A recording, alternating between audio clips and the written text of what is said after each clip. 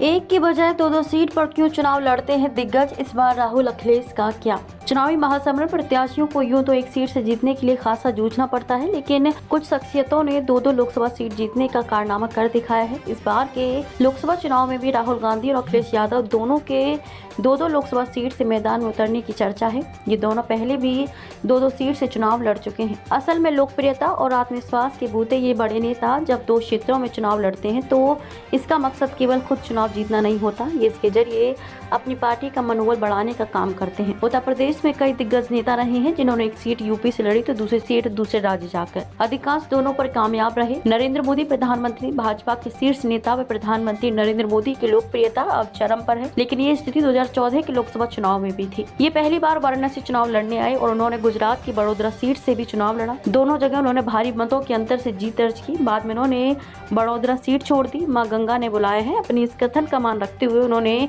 Varanasi seat बनाए रखी। इस सीट से वह 2019 का चुनाव जीते और एक बार फिर इसी सीट से मैदान में है। सोनिया गांधी, पूर्व अध्यक्ष कांग्रेस सोनिया गांधी पहले ही चुनाव मैदान में न हो, लेकिन वह लंबे समय तक रायबरेली सीट का प्रतिनिधित्व करती रही है। लेकिन जब वह पहली बार रायबरेली से चुनाव लड़ने आई तो उन्होंने कर्नाटक की बेल्लारी सीट से भी चुनाव लड़ा। दोनों सीट पर उन्होंने जीत दर्ज की। ये बात 1999 के लोकसभा चुनाव की है। बाद में सोनिया गांधी ने बेल्लारी से इस्तीफा दिया और अमेठी सीट बरकरार रखी। मुलायम सिंह यादव ने अपनी सियासी सफर में दो बार दो सीट से लोकसभा चुनाव लड़ा। पहली बार 1999 में वे संभल व कन्नौज दोनों लोकसभा सीट से लड़े और दोनों से जीत गए। इसके बाद 2014 का लोकसभा चुनाव आया। इस बार मुलायम सिंह ने फिर दो लोकसभा सीट से चुनाव लड़ा, लेकिन इस बार उन्होंने दो नई सीटें चुनी। वह मैनपुरी से भी चुनाव जीते और आजमगढ़ से भी। उन्होंने बाद में आजमगढ़ सीट छोड़ दी। अखिलेश यादव, सपा मुखिया अखिलेश यादव 2009 के आम चुनाव में दो सीटों से पर्चा भर दिया। वे फिरोजाबाद से भी जीते और कन्नौज से भी। इस बार वह कन्नौज से चुनाव लड़ने की तैयारी में है, लेकिन माना जा रहा है कि वे आजमगढ़ से भी चुनाव लड़ सकते हैं। ये भी संभव है कि आजमगढ़ से अपने परिवार के किसी सदस्य को मैदान में उतार दें। अटल बिहारी